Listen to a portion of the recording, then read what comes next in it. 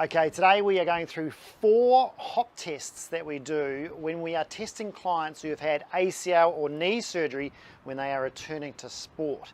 Now these are the tests that we get them to do to test their stability and function and strength to see if they are fit and ready to go to the next stage or go into sport or start training for sport. So there's 4 that we're going to go through, and no particular order, but the first one was going to be a single leg hop for distance. So this first one, as you'll see, we've got our lines up on the grass here. Now this one you're going to go from, doesn't matter which leg, but you're going to compare the left and the right. So say their ACL leg was their right leg, you're going to compare that with their left leg, and you're going to see how far they can go with one hop. All right, so we've measured out on these blue lines actual distance, but when you do that hop, they've got to start from the same spot on a line, and then you've got to go for distance. So when you land, you've got to land and stick the jump, okay? You can't go and land and fall over, meaning you can't go as far as you can and then keep going. So it's as far as you can go, but you've got to stick the jump and you've got to land with stability and not fall over. So what I mean is, I'm going to jump, land, and hold it like that, okay? And then obviously compare that with the other leg. So if my other leg only went to sort of there, then that's not within sort of 90-95% of the other leg, and they would have to work on the strength, stability and control for that to test that hop every time and see if they get to the point where they're within the limits, and then they can start their return to sport phase. So the first one's our single leg hop. Now the other thing you want to be looking at with a hop too is making sure when they land, they're not landing and diving in. So there's also a technique thing with that landing and hop, and some part of our rehab that we do with the hopping is we actually work on small amounts of hopping and making sure that they don't start buckling in or losing form with that. Then the test is, what's the distance they can get out of that and keep their form. So that's your first one. The second one we do for ACLs is our triple hop for distance. So this is a single leg hop test 3 times, but landing with the third one sticking the jump. I'll show you what I mean. So you're going for as far as you can 3 times on landing. So that's why they call it a triple hop. So you're going to go from 1, 2, 3 and land the hop, okay? So you can't go so far again, like with the single leg hop, you can't go so far that you fall over. So this is what you can't do. You can't go bounding, and then trying to keep going, okay? It can't be 3 and then fall over. It has to be the third one, you have to stop, okay? So I would definitely get a line track like this so you can actually measure how far. So when they land, you measure the distance from when they started.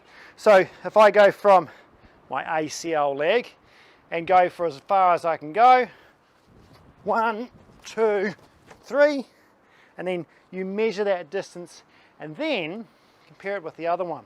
So again, your other one needs to be maybe 90-95% as close to the other side. So it doesn't really matter within reason how far you go. That does depend on what sort of athlete you are, how tall you are, how strong you are.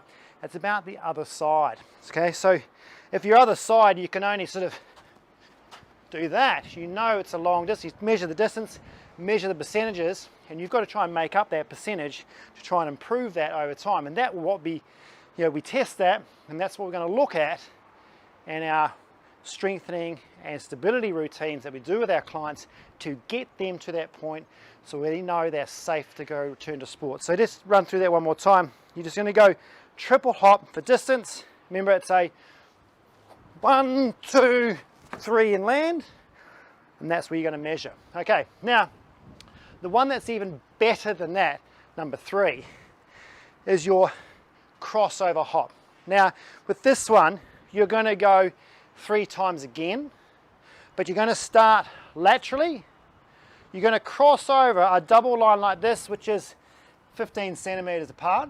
Okay, so you have to cross over the line, and you're going to go medial first with one foot, then lateral, then medial. Now of course you're not going to go as far as a triple hop for distance, okay, but you're going to go for a distance but cross over this time.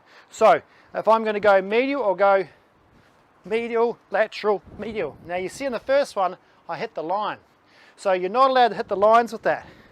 So this one, you're going to go, look at those lines, 1, 2, 3, and again, hit the line again. So these ones take practice, and sometimes even practicing the test is part of the drill that gets the person better. So we'll try again, 1, 2, 3, and again, you've got to land that jump, got to land with stability. You can't step over or fall over. Because some people will go and try to go too far to get the distance or get the width, but they can't hold or stick the jump at the end, and that's the important one. All right, so triple hop for distance, and then you also go to the other side, okay? So again, if you're starting on your left foot, you're going to go medial, as in to the right, if you're on your left foot, and then left, and then right again. So lateral, or medial, lateral, medial on the left leg. So that's this way, 1, 2, and then 3, and land. Now ideally, when you land and hold and stick, don't land and then put one foot down. If they put one foot down, try again. Okay, and give yourself maybe 2 or 3 goes of that to warm up and get used to it, and then measure what the third one is at the end to see what the difference is, left versus right. You can see this is tiring stuff. Now, the fourth one, which is one of my favorites, apart from that one, is your side hopping or lateral hop. Now, this one here, we've set up 2 strips. You can see here. Now, these are 40 centimeters apart. Okay, so from edge to edge, it's 40 centimeters. And this is a 30-second hop test. Okay, so on, again, single leg, on the single leg, can you hop either side of that? So if I land and then land there, I've got to be on the side of that. It doesn't matter how far away from that blue line, as long as I don't touch that blue line, and then back again. I've got to do as many as I can within 30 seconds. Okay, so it's more of an endurance type thing. How many can I get, a capacity if you like, how many can I get done with stability and not hitting the line? Okay, so if you watch, if I try and do this, you just got to try and be even, and you can try and just, the quicker you go, the more you're going to get in, right? And you just got to try and keep doing this for that period of 30 seconds. And for someone who's had a ACL recon, it's quite hard, okay? So they might end up getting 10, they hit the line a few times and then they're out, okay?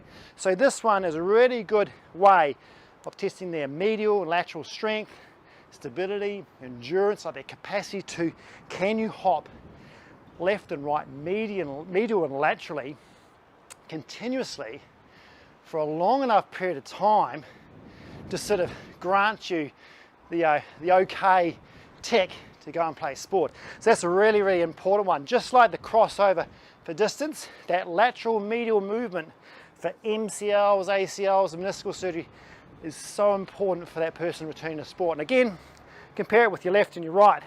Some people like that are going to have differences left versus right anyway. Okay, so someone who's perhaps a right-footed kicker may be a bit better on their left leg because that's their jumping leg. Okay, and it may depend on a bit of that, might be 5% difference there. Also, is that the ACL leg or is that the ACL leg? So those things are going to be taken into effect, but at the end of the day, you still want it within 5% left versus right. Okay, so next thing we're going to work on is capacity. See you then.